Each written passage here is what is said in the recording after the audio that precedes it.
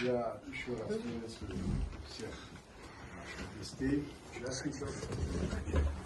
Я имею честь представить альбом и людей, которые работали над написанием этого альбома.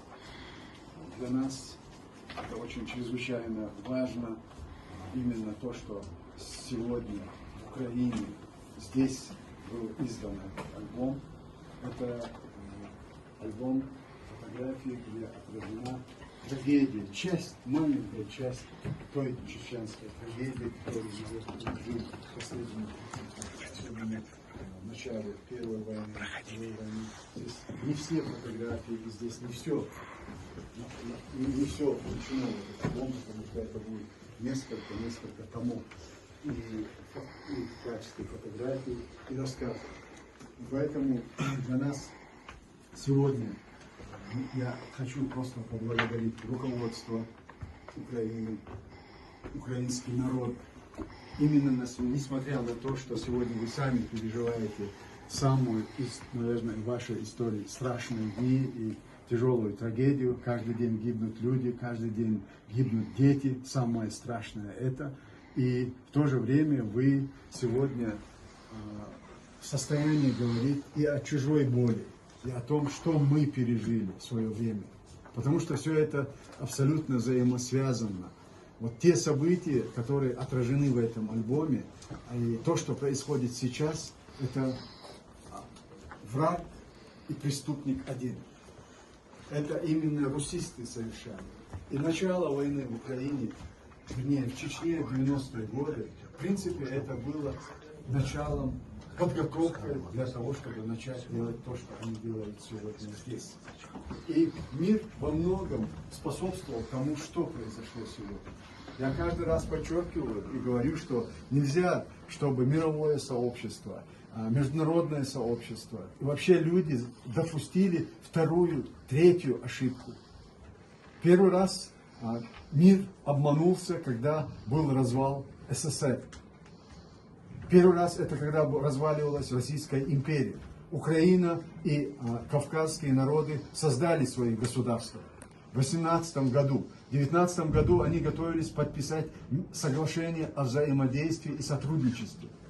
Именно тогда белогвардейцы, поддерживаемые Западом и западной коалицией, они разрушили наше государство. И Украинскую республику, и Кавказские регионы, созданную Горскую республику. В последующем, когда Деникин вернулся, потерпев поражение, потом уже большевики добили и уничтожили нашу государственность. И все это длилось более 70 лет. Наши народы подвергались системному геноциду. Голодомор Украины, 30-е годы. Я не говорю уже о тех репрессиях, которые были направлены на уничтожение всего света наших наций. 1944 год, депортации чеченцев, ингушей и других народностей.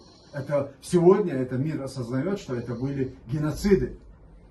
И в последующем, когда мы выдержали эти 70 лет, и само по себе, не по воле западного мира, эта страна разрушилась. И тогда вместо того, чтобы поддержать и украинцев, и чеченцев, украинцев вынудили отказаться от ядерного оружия, обрекая их на сегодняшнюю войну. А чеченское государство уничтожили. Это была ошибка. Это был практически повтор того, что было сделано 100 лет назад. И сегодня мы стоим снова на грани тех событий. То есть сегодня мир переживает очередной раз и задаются вопросом, кто и что и как все это должно развиваться. Это должно развиваться однозначно. Украина должна быть свободным, независимым государством. И тот проект, и те народы, которые сегодня заявляют о своем праве на самоопределение, они должны быть поддержаны.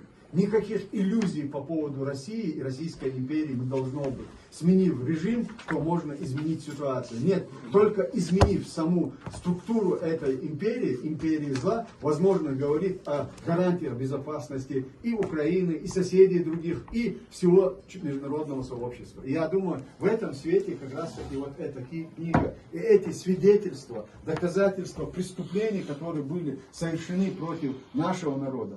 И у вас уже есть очень много материала, связанных с теми преступлениями, которые совершаются сегодня.